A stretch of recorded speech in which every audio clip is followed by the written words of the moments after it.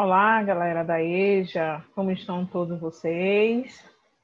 Oitavo ano, professora Eva Vilma aqui mais uma vez com vocês. E aí, responder a atividade da semana passada ou as outras que não teve tempo, respondam, envie. Se teve aquele compromisso que não deu para responder, ou da semana passada, da semana anterior, pegue, responda, envie para o professor, para o monitor de vocês. Certo, galera? Acesse lá o portal, quem ainda não acessou, quem já acessou, beleza. Ó, está com um likezinho em cima. E eu dei uma olhadinha lá no portal, o Estudo de Casa em Itabaianinha. Vocês vão ter ótimos materiais lá de outros professores. Está bem recheado, muita aula boa, ótima. Não perca essa oportunidade. E hoje, para a nossa aula de História, o tema gerador é sobre o país, falar um pouquinho do país. Está no material de vocês lá, primeiro capítulo, as origens do Estado brasileiro. É o nosso tema de hoje. Como diz o professor Adão Lima, a história é fascinante. Vamos viajar por nossas origens. Vou compartilhar aqui agora o material que fiz para vocês dar uma olhadinha sobre esse tema. Nosso papel de parede aí de entrada, EJA, Educação de Jovens e Adultos, aprendizagem ao longo da vida. E aqui, com o nosso tema central, as origens do Estado brasileiro. Como surgiu, né? De que época? Vamos saber aí o nascimento do Estado no Brasil. A construção do Estado no Brasil aconteceu com a chegada e a fixação de presença da família real portuguesa, que surgia da crise provocada por Napoleão Bonaparte no governo francês.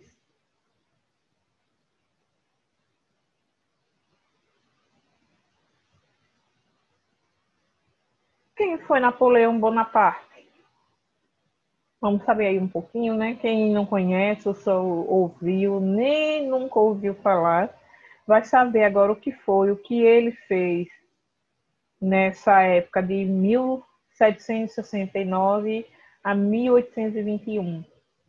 Napoleão Bonaparte foi um imperador e general francês que estabeleceu uma ditadura militar na França em 1799 e instituiu muitas das reformas da Revolução Francesa.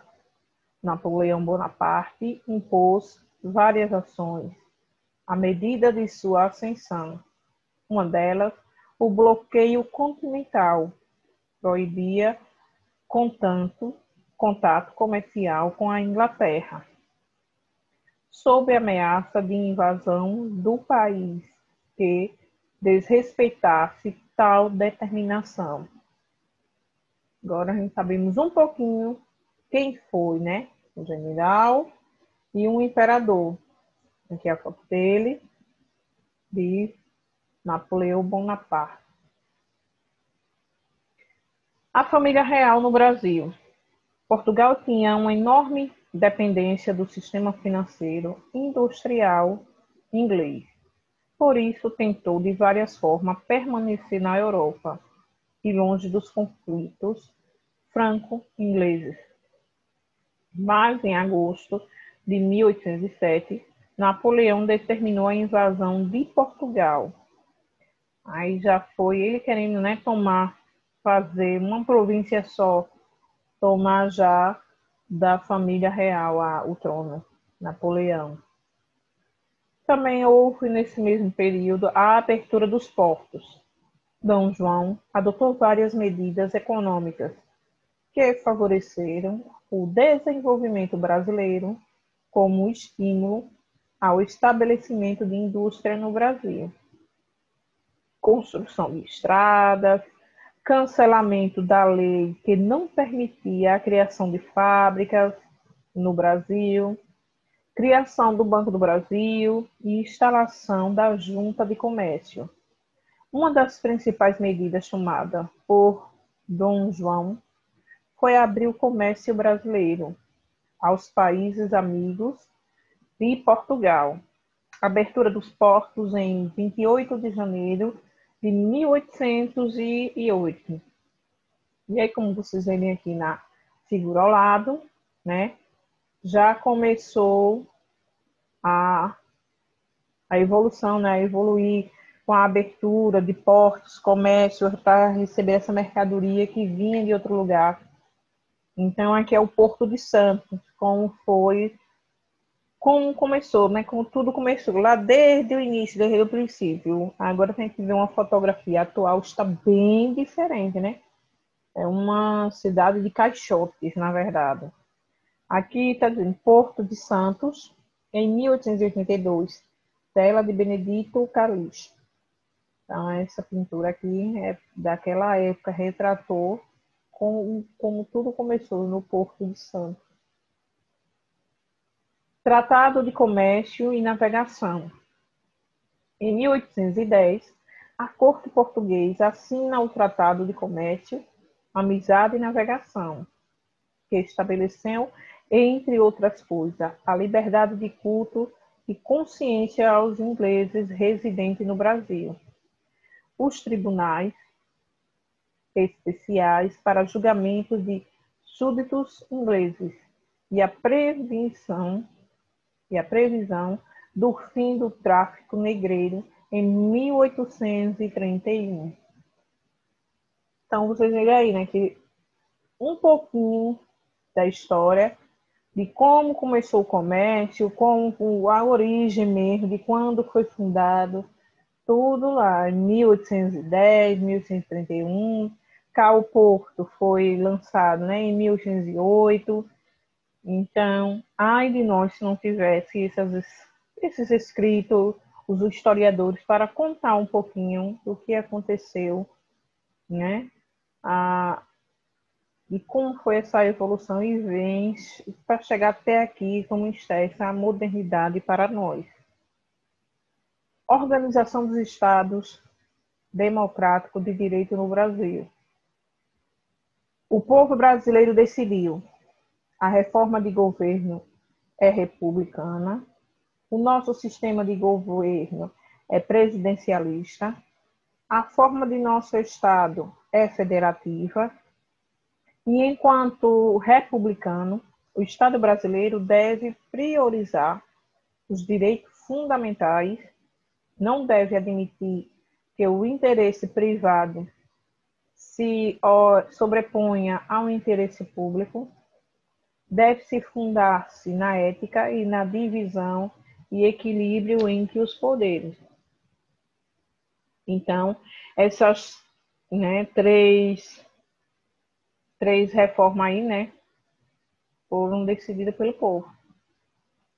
O governo é republicano, o governo é presidencialista e o Estado é federativo. Então, isso tudo lançado pelo povo. O período democrático.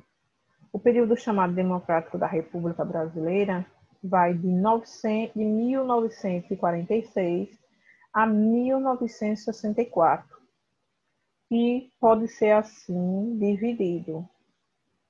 Primeiro, promulgação da Constituição de 1946.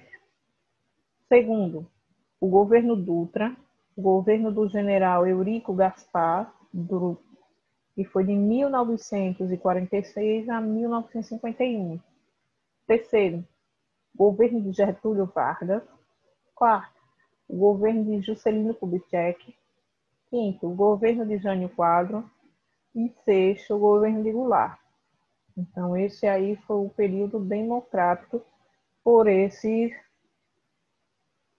presidentes que passou por aí, que tomou conta desses governantes, que foi, no caso, são generais, né? Ele não foi na época presidenciável ainda. Então, foram os generais que tomou conta nesse período. A Constituição de 1946 iniciou seus trabalhos sobre o impacto da derrota do totalitarismo na Europa e do fim do Estado Novo no Brasil. E seus trabalhos foram marcados por um duro julgamento do Estado Novo, que se denominou a autópsia da ditadura. Também foi marcada pela sua diversidade político-ideológica. Dela participaram deputados e senadores, eleitos na legenda de 9 partidos que representavam todas as tendências políticas existentes até aquele momento. Unidas em torno de um projeto liberal democrático, as forças predominantes da Constituinte foram o Partido Social Democrático e a União Democrática Nacional, que juntos ocupavam cerca de 80% das cadeiras. Aí um pouquinho da nossa Constituição de 1946. O governo Dutra, que foi de 1946 a 1951. Eurico Gaspar Dutra venceu a disputa presidencial, graças ao apoio de Vargas, tendo conseguido mais de 50% dos votos. A disputa havia ocorrido entre 3 candidatos: o brigadeiro Eduardo Gomes, candidato da União Democrática Nacional, e o civil Iedo Fuiza, filiado ao Partido Comunista Brasileiro. Aqui ao lado está a foto dele, do general Dutra. E o nosso desafio dessa semana. Para você, o que significa ser brasileiro? Segundo, o que você imagina que tenha mudado no Brasil após a independência? E o que permaneceu? O que é que vocês acham aí, né? Dessas origens do Estado, como foi fundado, desse resumo que fizemos, assim, ligeiramente aí. E tem lá no material de vocês, o livro aí do 8º ano. Pode pesquisar o primeiro capítulo mesmo, primeira folhinha de história lá. Dê uma olhada, respondam, enviem. Mostre o professor de vocês. Compartilhe aí com os monitores também de vocês. Certo, galera? E a minha mensagem da semana. As pessoas vencedoras não são aquelas que nunca falham. São aquelas que nunca desistem. Aqui ao lado tem um link da atividade de vocês. Respondam, enviem. E se cuidem. Se cuidem para logo vencermos essa batalha. Nunca desistir também. Certo? Deus abençoe a todos e até a próxima aula.